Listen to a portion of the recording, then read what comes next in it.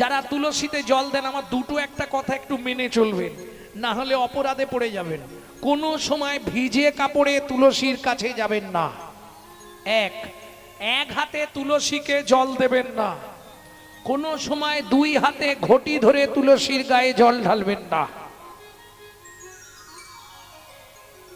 তাহলে দেব কিভাবে?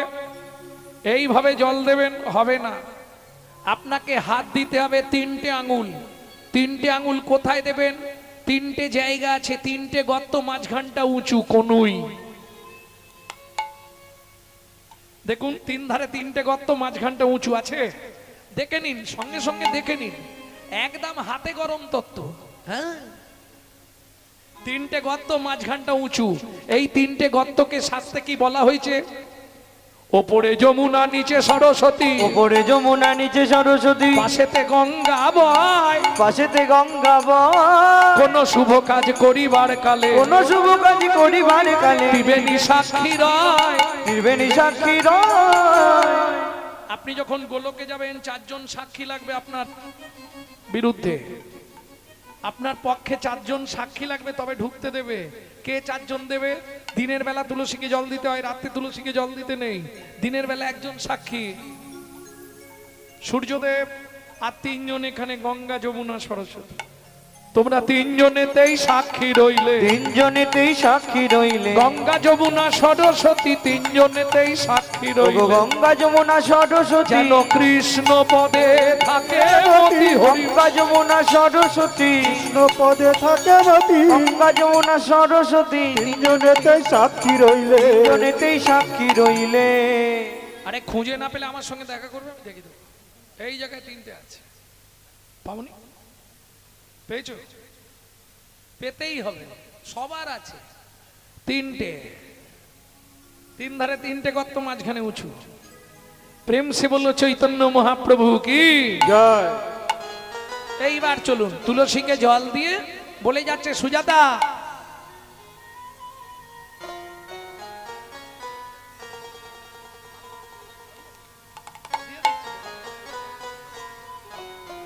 যদি তাড়াতাড়ি কাজ মিটে যায় ফিরে পড়বো রাতেই, আর যদি দেরি হয় সকালে আসবো, কেমন? ও মন ময়না পাখি রে, রাধে কৃষ্ণ বাবা। ও ময়না পাখি রে, রাধে কৃষ্ণ ও ময়না পাখি রে, রাধে কৃষ্ণ বল। রাধে কৃষ্ণ, কৃষ্ণ রাধে, রাধে কৃষ্ণ, কৃষ্ণ রাধে রাধে কৃষ্ণ ময়না পাখি রে, ও রাধে কৃষ্ণ। ও মন ময়না পাখি রে, রাধে কৃষ্ণ। এই যে গানটি আপনাদের শোনাচ্ছি, এই গানটা কিন্তু বাইরে পাবেন না। এটা আমার দাদুর দাদুর লেখা গান, শশীভূষণ চক্রবর্তী গাইতেন। তারপরে গাইতেন দাদুর বাবা মাধব চক্রবর্তী, তারপরে গাইতেন দাদু যতীন্দ্রনাথ চক্রবর্তী, তারপরে গাইতেন বাবা কালীপদ চক্রবর্তী। এখন গাইছি আমি গৌরাঙ্গ সুন্দর চক্রবর্তী। সবাই আশীর্বাদ করবেন, আমার পরবর্তী জেনারেশন তৈরি হচ্ছে আমারই পিছনে। একমাত্র সম্পদ গৌরব কৃষ্ণ চক্রবর্তী। নিতাই গৌর হরিব। মধুর বলি মাতিয়ে তুলুন প্রাণের ব্যথা, হোক না শিথিল মায়ার বাঁধন, হোক না আধার ভোর। তোর মধুর বুলি মাতিয়ে তুলুন প্রাণের ব্যথা, হোক না শিথিল মায়ার বাঁধন, হোক না আধার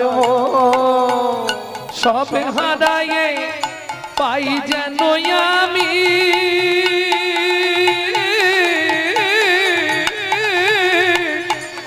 রাধা কৃষ্ণের চরণ তাল, রাধে কৃষ্ণ বল।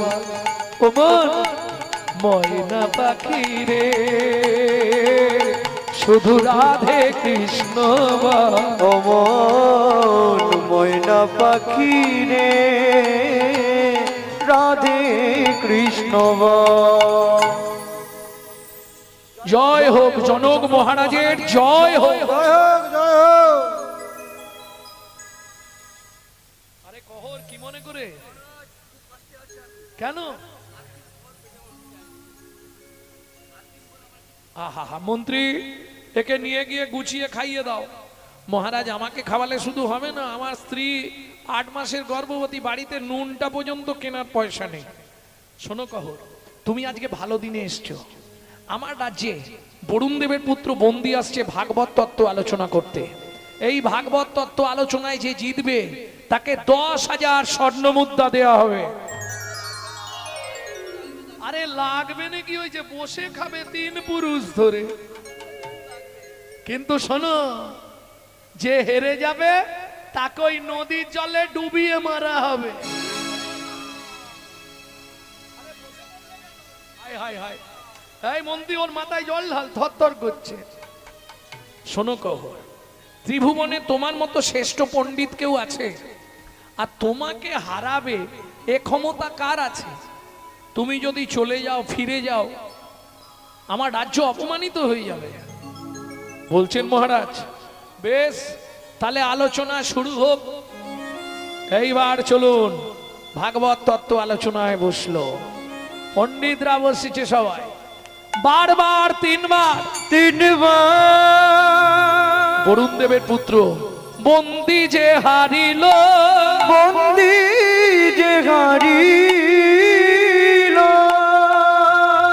চতুর্থবারে কহর মুনি, কগুর মুনি হারিয়া যে গেল, হারিয়া যে গেল।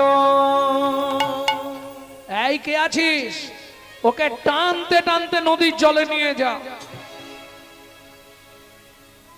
আমাকে মেরো না গো, আমাকে মেরো না, আমাকে মেরো না গো।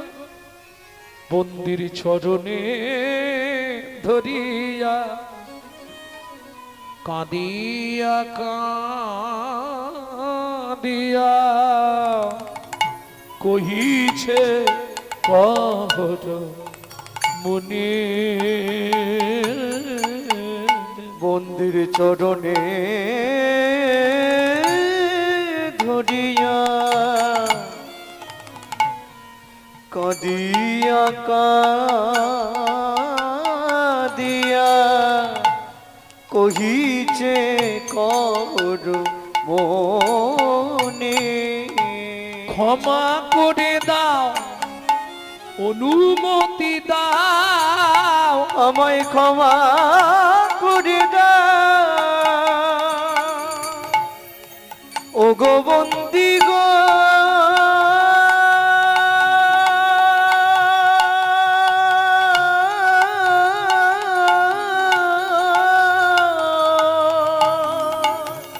ও গো বন্দি গো,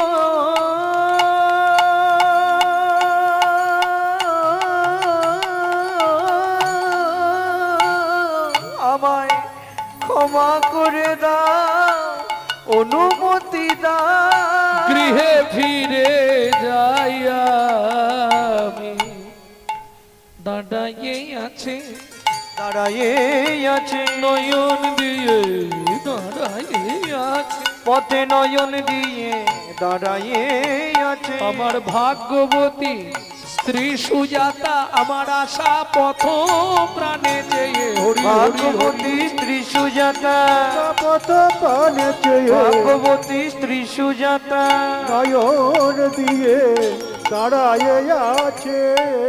আমাকে মেরো না, আমাকে মেরো না, আমাকে মেরো না, আমাকে মেরো না সুজাতা।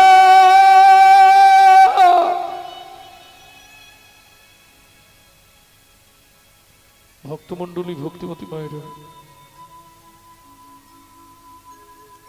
সন্তানের কিছু হলে সবার আগে তার মা জানতে পারে। ছেলেটার কিছু একটা হয়েছে।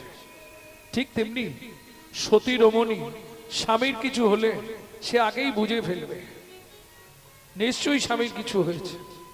গভীর রাত্রিতে ঘুম ভেঙে গেল সুজাতা দেবী। তবে কি স্বামীর কোনো বিপদ হলো? আর ঘুম ধরছে না। ভোরবেলা উঠে বাসি পাঠ ছেড়ে ঠাকুর ঘরের পাঠ করে পথের দিকে তাকিয়ে বসে আছে।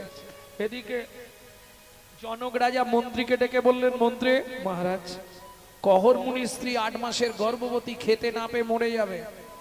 সকালবেলায় ঘোড়ার গাড়ি ভর্তি করে চাল ডাল খাদ্যদ্রব্য আনাজ বাজার কিছু অর্থ অন্ন বস্ত্র দিয়ে সঙ্গিয়ে মন্ত্রী ঘোড়ার গাড়ি ছুটিয়ে চললেন। এদিকে সুজাতা দেবী যেই না ঘোড়ার গাড়ি শব্দ পেয়েছে ঘরের বাইরে বেরিয়ে এসছে। কোথা থেকে আসছেন? মিথিলা থেকে। বলছি আমার স্বামী যে কাল মিথিলায় গেছিল। বলবো মা, আগে মালপত্রগুলো নামিয়ে দিই তারপর বলি। না না, বলুন আমার স্বামী কোথায়। শোনো মা, কাল মিথিলায় ভাগবত তত্ত্ব আলোচনা ছিল। সেখানে প্রকাশ ছিল যে জিতবে তাকে 10,000 স্বর্ণ মুদ্রা দেওয়া হবে, যে হেরে যাবে তাকে নদীর জলে ডুবিয়ে দেওয়া হবে। তোমার স্বামী হেরে গেছিল, বরুণ দেবের পুত্র বন্দী, তার লোকজনকে দিয়ে তোমার স্বামীকে বলো না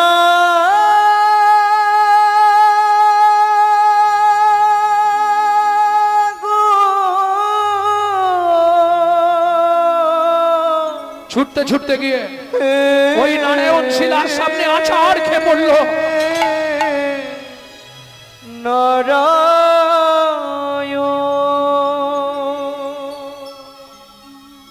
জানি না কি এমন অপরাধ আমি করেছি, জীবনের প্রথম দিন থেকে যার লাগি তুমি আমায় সাজা দিলে, তোমার চরণে তুলসী চন্দন না দিয়ে আমি জলবিন্দু গ্রহণ করি না। তুমি আমার এত বড় সর্বনাশ করতে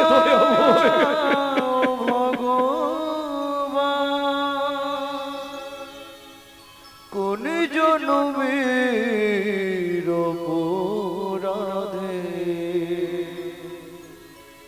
আমি স্বামী হারা হলাম।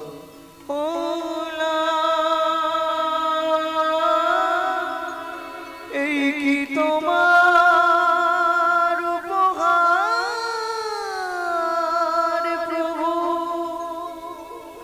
এই কি তোমার বিচার।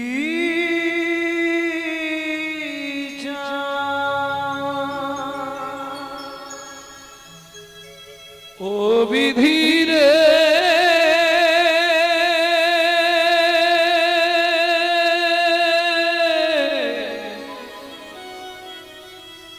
ও বিধিরে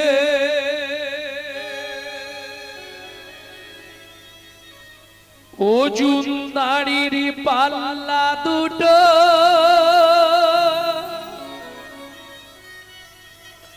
সমান হলো কি, হায় বিধাতা তোমার এমন বিচার দেখিনি। ওজনদারির পাল্লা দুটো সমান হলো কি,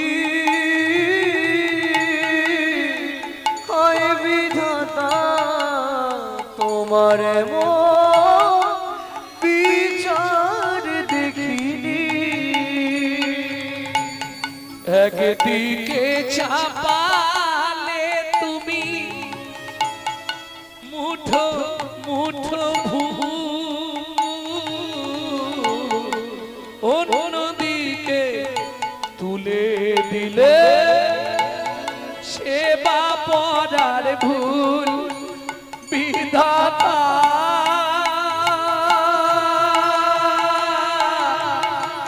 ও বিধাতা কি বিচার বলো তোমার? আজ থেকে আর তোমার সেবা পূজা আমি করবো না।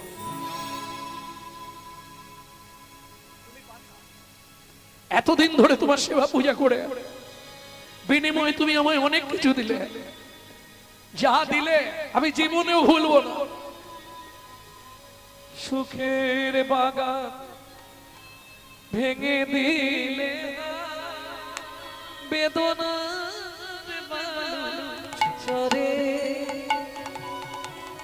নিয়তি আমার ভাগ্য নিয়ে নিশিদিন খেলা করে। তুমি পাশা, তুমি পাথর,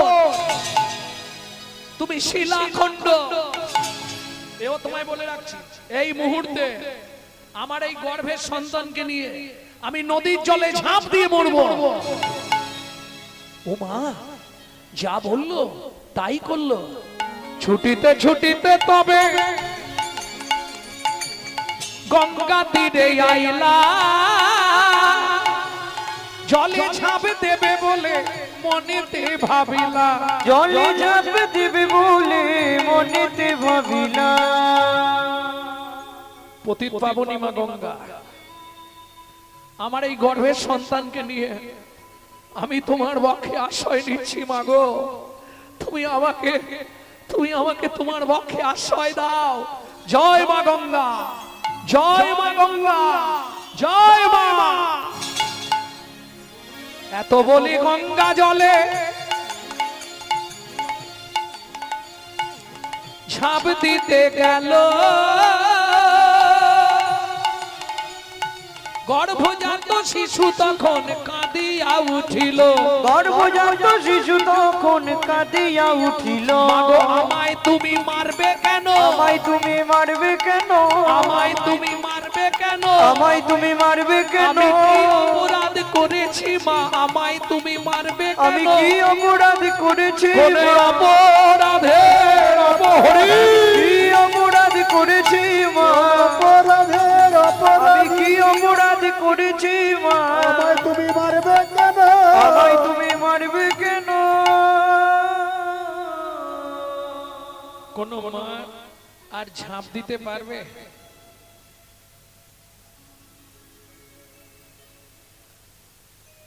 বুকে হাত দিয়ে মা ওই ঘাটের ওপরেই বসে কাঁদছে।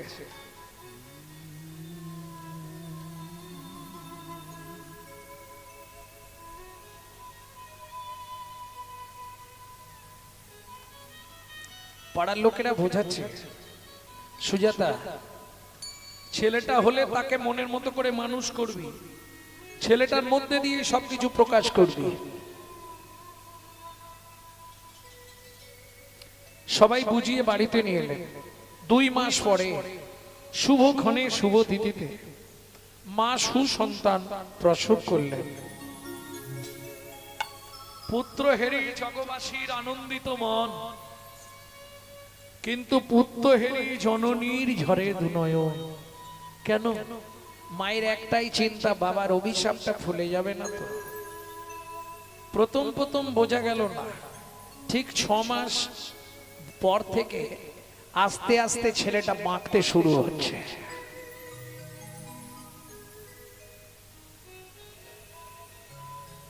সারা শরীরে 8টা বাঁক হয়ে গেল। 11 বছর পর্যন্ত দাঁড়াতে পারলো না। 11 বছর পর লাঠি ধরে ধরে দাঁড়ায়। মা, ও মা, কি রে বাবা, তুমি শুধু আমাকে দেখলেই কাঁদো কেন মা? খোকারে, তোকে দেখলেই বড় কষ্ট হবে। এই শোনো মা, কান্না থেমে যাবে, ভাগবত পড়বো না। জীবনে ভাগবত পড়বি না, জীবনে ভাগবত শুনবি না, জীবনে ভাগবত স্পর্শ করবি না। মা, এ কি বললে মা তুমি? শোন কেন বললাম, এই ভাগবত পাঠ করতে গিয়ে তোর বাবা মরেছে। এই ভাগবত পাঠ শুনতে বসে তোর চেহারাটা এমন হয়েছে। না মা, হতে পারে না। ভাগবত কোনোদিন কাউকে নষ্ট করে না। শোনো মা, পৃথিবীতে যদি কারো চরিত্র নষ্ট হয়ে যায়, বিজ্ঞান পারে না তা সংশোধন করতে। তা দুটো জিনিসের দ্বারাই সংশোধন হয়, এক হরি নামামৃত, দুই ভাগবত কথামৃত। দেখি মা দেখি, কি রে তোমার হাত দুটো দেখি, কি করবি? শাস্ত্রে বলে পিতার অধিক মাতা গর্ভধারণ পুষণা অতসি ত্রিশূলা কেশি নাস্তি মাতৃ সমগুরু। মায়ের তুল্য গুরু ত্রিভুবনে নয়। তোমার হাত দুটো দেখি মা, আমার মাথায় হাত দিয়ে তুমি আশীর্বাদ করো। আমি এই মুহূর্তে যাব মিথিলায় পিতৃ হত্যার প্রতিশোধ নিতে। পাচ্ছে নে তবু যা। লাঠিও নেই নে, লাঠি ফেলে দিয়েছে, নামের শক্তিতে যাচ্ছে। হে নাথ নারায়ণ হরি, হে নারায়ণ হরি, হে নাথ নারায়ণ হরি, হে নারায়ণ হরি। কৃষ্ণ কেশব ভক্ত ভিখারি, কৃষ্ণ কেশব ভক্ত ভিখারি, হে নাথ নারায়ণ হরি। সবাই গাইছেন তো? নারায়ণ সবাই গাইছেন? হে নাথ নারায়ণ হরে। তুমি যাদব মাধব মুকুন্দ, কৃষ্ণ কেশব গোপাল গোবিন্দ। তুমি যাদব মাধব মুকুন্দ, কৃষ্ণ কেশব গোপাল গোবিন্দ। অহরহ তব নাম স্মরণ করি, হে নাথ নারায়ণ হরি, হে নারায়ণ হরি, হে নাথ নারায়ণ হরে। মিথিলা রাজা জনকের জয় হোক। জয় হোক, জয় হোক, জয় হোক। মহারাজ একবার দ্বার দেশে চলুন। কেন? একটা ছেলে এসেছে, দাঁড়াতে পারছে না, বাচ্চা ছেলে। সে আঁকছে বাঁকছে, কেমন করছে, বলছে তোমাদের জমিদারকে ডেকে দাও। জনক রাজা বলে পৃথিবীর মানুষ আমার সঙ্গে দেখা করতে আসে, তার এত বড় বুকের পাটা, সে আমাকে ডাকছে। মহারাজ একবার দেখবেন, চলুন। এই আস্তে।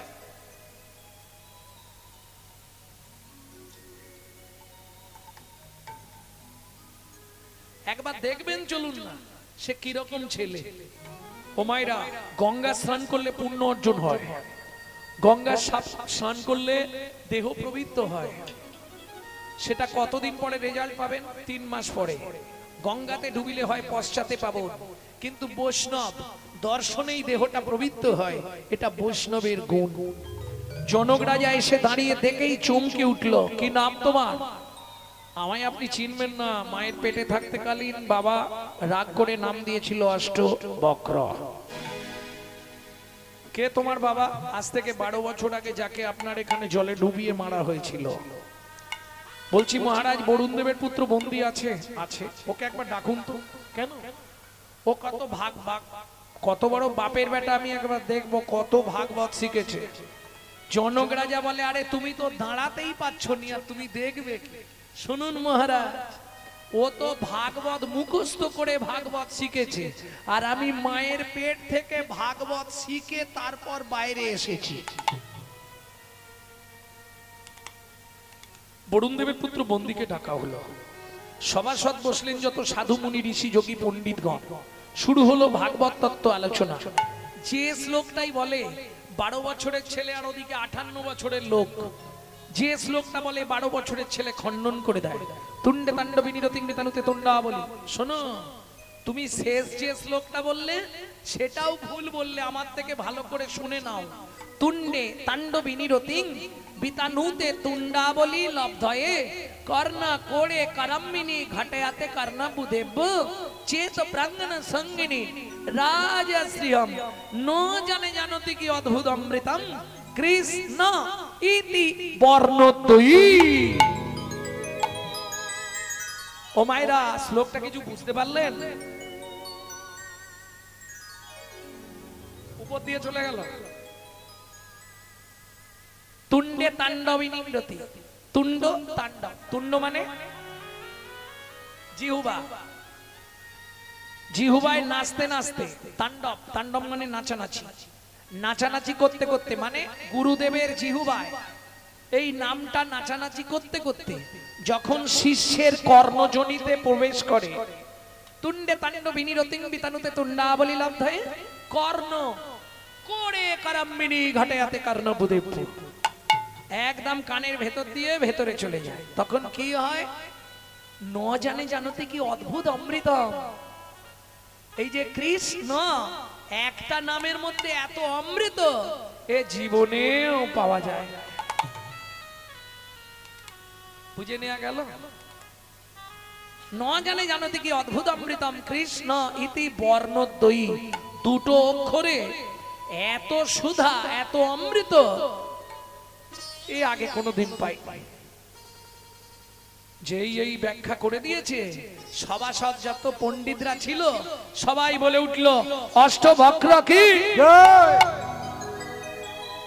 আরে তোমরা আমার জয় দিচ্ছ কেন? তুমি জলে ডুবে মরো, আমার বাবাকে ফিরিয়ে দিতে হবে। আমি প্রমাণ করব পৃথিবীতে ভাগবত কারো মৃত্যু দেয় না। এইবার চলুন, 58 বছরের লোক 12 বছরের ছেলেকে প্রণাম করতে গেছে। ভাবা যায়? এই এটা মাথায় রেখো, ছোট হলেও তুলসী পাতা। যেই পায়ে হাতটা ঠেকেছে সারা শরীরটা কারেন্ট হয়ে গেছে। শোনো কি বলছে, আমি নয় সে বলছে। যেই প্রণাম করেছে শরীরের মধ্যে অমনি ঝিলিক দিয়ে উঠেছে। কেন? তুমি মানব নয় গো কোন দেবতা, তুমি মানব নয় গো কোন দেবতা, মানব নয় গো কোন দেবতা, প্রকাশ করি কও গো কথা, মানব নয় গো কোন দেবতা, প্রকাশ করে কও গো কথা। বলি দিও না মরমে ব্যথা, হরি হরি করে কও গো কথা, মরমে বাতা, প্রকাশ করে কও গো কথা, তুমি মানব নয় গো কোন দেবতা। শোনো ভাই, তোমার পায়ে হাত দিয়ে আমি মিথ্যে কথা বলবো না। তাহলে তোমার বাবাকে আমি মারিনি, তাহলে আমার বাবা কোথায়? আজ থেকে 12 বছর আগে আমার বাবা বরুণদেব পাতালে কৃতার্থ যজ্ঞ করবার নিমিত্তে আমাকে ত্রিভুবনে পাঠালো একজন সদাচারী পণ্ডিত ব্রাহ্মণ খুঁজতে। ত্রিভুবন খুঁজে দেখলাম সব ব্রাহ্মণগুলো অনাচারী, সব আমিষ আহার করে। তোমার বাবাকে দেখলাম সদাচারী ব্রাহ্মণ, তাতে আবার বৈষ্ণব। তোমার বাবাকে নিয়ে গেছিলাম আমার বাবার যজ্ঞের পৌরোহিত্য করবার জন্য। যজ্ঞ শেষ হয়ে গেছে 5 দিন আগে। ওই তাকিয়ে দেখো তোমার বাবা ফিরে আসছে। জনক রাজা বলছে কহ সত্যি একটা ছেলে তোমার? মহারাজ আমার ছেলে? ও স্ত্রী গর্ভ থাকাকালীন তো আমি চলে গেছিলাম। হ্যাঁ, আমার ছেলে কোনটা? এই যে এই বাঁকা মদনটা আমার ছেলে। এ বাঁকাটা, তুই কার ছেলে? ও বাবা, এ দাঁড়াতে পারছি না গো। এ বাঁকাটা, ভক্তমণ্ডলী ভক্তিমতী মায়েরা, ছেলেটা বলছে বাবা তুমি নিজের ছেলেকে অস্বীকার করছো? তুই আমার ছেলে? হ্যাঁ তোমার ছেলে। তুমি তো আমার এরম করে দিয়েছো। কি করে? তুমি একটা শ্লোক ভুল বলেছিলে, যদ্বৈতং ব্রহ্মপানৌষধি তদ্ভাপস্য তনুভা য আত্মা অন্তর্যামী পুরুষ ষড়ৈশ্বর্য জয় ভগবান। শোনো বাবা, শ্লোকটা তুমি ভুল করেছিলে। আমি মায়ের পেট থেকে শুনে বলেছিলাম বাবা শ্লোকটা তোমার ভুল হয়েছে।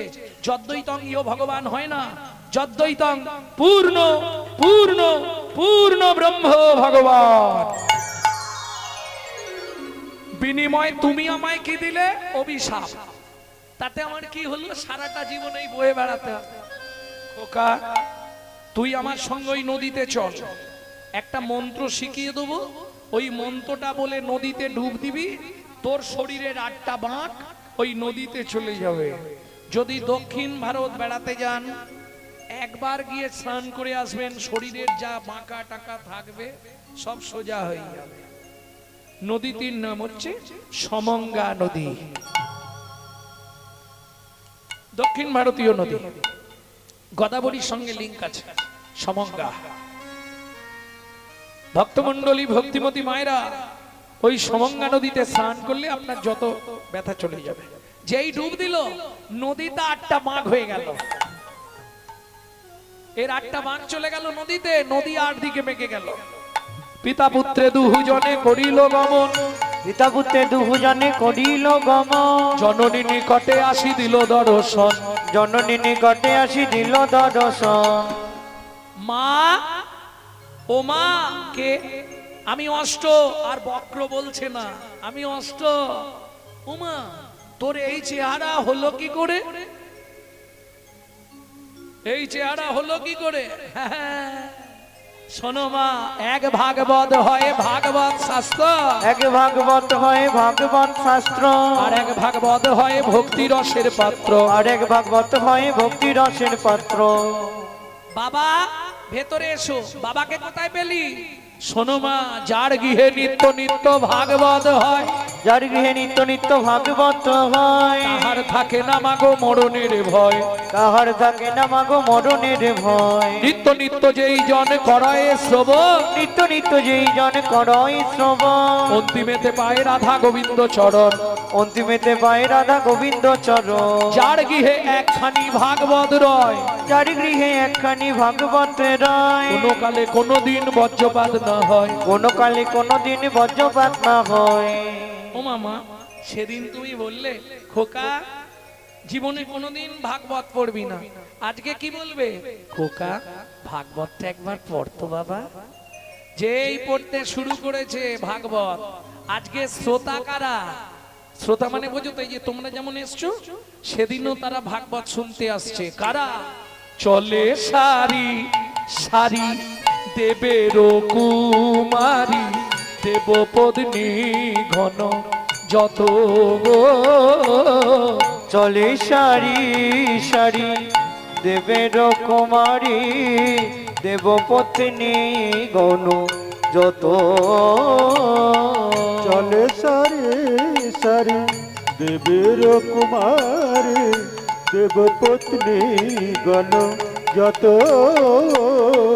অপ্সরায় অপ্সরী গন্ধর্ব কিরণরী, অপ্সরায় অপ্সরী গন্ধর্ব কিরণরী, অপ্সরায় অপ্সরী গন্ধর্ব কিরণরী, অপ্সরায় অপ্সরী গন্ধর্ব কিরণরী। কাহাবা কহিব কত, তাহাবা কহিব কত। লক্ষ্মী সরস্বতী লইয়া ভগবতী, ভাগবত শুনিতে যায় গো। লক্ষ্মী সরস্বতী লইয়া ভগবতী, ভাগবত শুনিতে যায় গো। লক্ষ্মী সরস্বতী লইয়া ভগবতী, ভাগবত শুনিতে যায় গো। লক্ষ্মী সরস্বতী লইয়া ভগবতী, ভাগবত শুনিতে যায় গো। আবার মুশিক বাহনে চলে গজাননে, মুশিক বাহনে চলে গজাননে, আবার মুশিক বাহনে চলে গজাননে, মুশিক বাহনে চলে গজাননে। কার্তিক ময়ূরে ধার, ওগো কার্তিক ময়ূরে ধার। তারা ঘিরে ঘিরে দাঁড়ালো, তারা ঘিরে ঘিরে দাঁড়ালো, ভাগবত শুনবে বলে ঘিরে ঘিরে দাঁড়ালো, ভাগবত শুনবে বলে ঘিরে ঘিরে দাঁড়ালো। মুশিক বাহনে চলে গজাননে, মুশিক বাহনে চলে গজাননে। কার্তিক ময়ূরে ধায় গো, কার্তিক ময়ূরে ধায় গো, কার্তিক ময়ূরে ধায় গো, কার্তিক ময়ূরে ধায় গো, কার্তিক ময়ূরে ধায় গো, কার্তিক ময়ূরে ধায়। তারা ঘিরে ঘিরে দাঁড়ালো, ঘিরে ঘিরে দাঁড়ালো, বলি ভাগবত শুনবে বলে ঘিরে ঘিরে দাঁড়ালো। ভাগবত শুনবি বলে ঘিরে ঘিরে দাঁড়ালো, ভাগবত শুনবে বলে ঘিরে ঘিরে দাঁড়ালো। যত দেব দেবীগণ সবাই যাচ্ছে, আর বলবো দু একটা নাকি? ক্ষিপ্ত প্রায় একজন বিষপৃষ্ঠে আহরণ, দীপ্ত পায় একজন বিশ্বপৃষ্ঠে আহরণ, দিয়া সিংহা ডম্বুর নিশা, দিয়া সিংহা ডুবুর নিশা, শিরে জটা তিলোচন ভস্ম অঙ্গে বিভূষণ, ধীরে জটা তিলোচন ভস্ম অঙ্গে বিভূষণ, সদায় জপয়ে রাম নাম, সদয় জপয়ে নাম না, তার বামে এক নারী তুলনা দিবার নারী, তার বামে এক নারী তুলনা দিবার নারী, রূপে অন্ধকার নাশ করে, রূপে অঙ্গকার নাশ করে, স্বর্ণকান্তি শশীমুখী ভালো শোভে তিনই আঁখি, স্বর্ণকান্তি শশীমুখী ভালো শোভে তিনই আঁখি, স্বর্ণকান্তি শশীমুখী ভালো শোভে তিনই আঁখি, স্বর্ণকান্তি শশীমুখী ভালো শোভে তিনই আঁখি, এক মনে ভাগবত শোনে, এক মনে ভাগবত শুনে, হংসের ওই উপরে চড়ি চতুর্মুখে মন্ত্র করি, হংসের উপরে পড়ি মুখে মন্ত্র পড়ি, চলে অতি আনন্দেতে, ব্রহ্মাচলে অতি আনন্দেতে, শুনিয়া ভাগবত বাণী আনন্দ হলো সকলি, শুনিয়া ভাগবত বাণী আনন্দ হলো সকলি, নরহরি দাস চিতে ধরে। নরহরি দাসিতে ধরে। এই তোমরা এসেছো কেন? আমি তো তোমাদের ডাকিনি, যাকে ডাকছি সে কোথায়? এসে দাঁড়ালেন। কি খেয়ে বাঁচবো? 8 মাসের গর্ভবতী মহিলা, আমার পেটের জ্বালা আমি আর সহ্য করতে পারছি না, আমি এবার মরে যাবো স্বামী। কেন? শাস্ত্রে বলে জীব দিয়েছেন যিনি, আহার দেবেন তিনি। তাছাড়া তোমার দুঃখ করার কি আছে? আমার ঘরে কি খাবারের অভাব আছে নাকি? কি খাবো? কহর মুনি বলে কেন? ঘটে গঙ্গা জল ভর্তি, উঠোনে তুলসী গাছ ভর্তি, তুলসী পাতা আর গঙ্গার জল র্যাম্পাট খেয়ে যাও।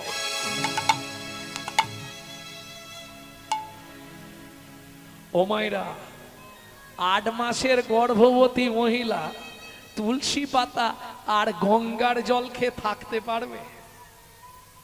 পেট শুনবে? সাধক সাধিকা হলে থাকতে পারবে। আপনারা জানেননি, একটি গোপন সংবাদ আপনাদের শুনিয়ে দিই। 12 বছর শুধু তুলসী পাতা আর গঙ্গা জলকে বেঁচেছিলেন ঠাকুর সীতারাম ওঙ্কারনাথ।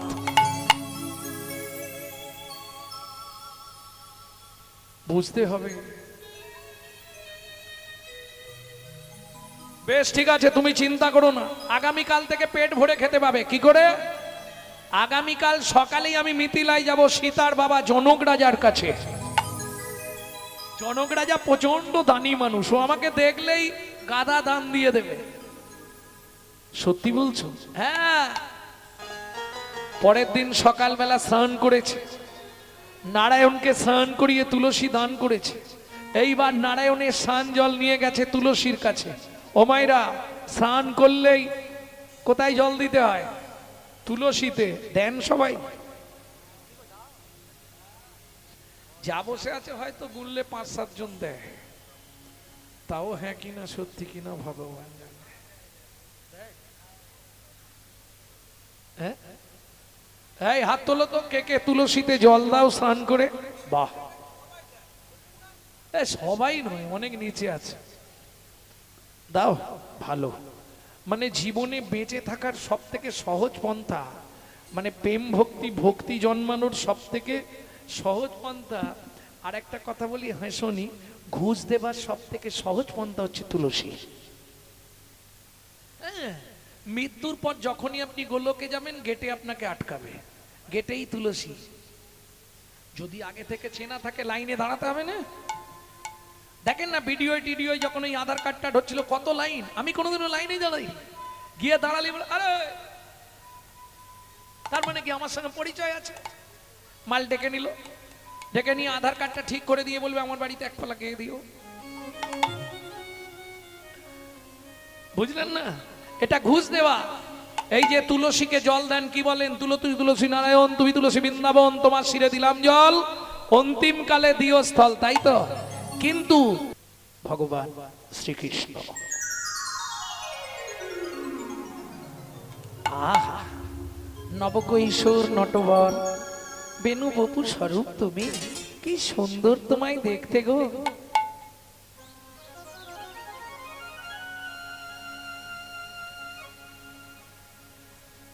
অনুপম রূপ তোমার। আহা, কি অপরূপ লাগছে তোমায়।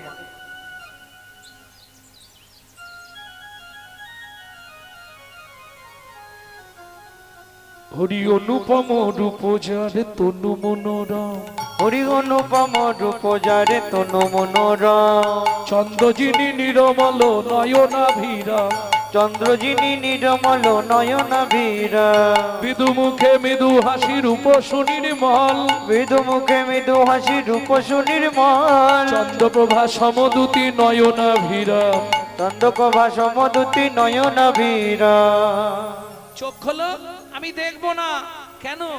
আমি তো যুগল মন্ত্রে উপাসনা করি, আমি তো ওই রূপ দেখবো না। তখন কি করবে ভগবান? রাই বা মেলেই পুনঃ দাঁড়াইলো শ্যাম, রাইবা মিলেই কোন দাঁড়াইল সে, দাঁড়াইল তখন রাইবা মিলেই পুনঃ দাঁড়াইল সে, ভক্তগণ হৃদয় মাঝে করুণ বিশ্বাস। ভক্ত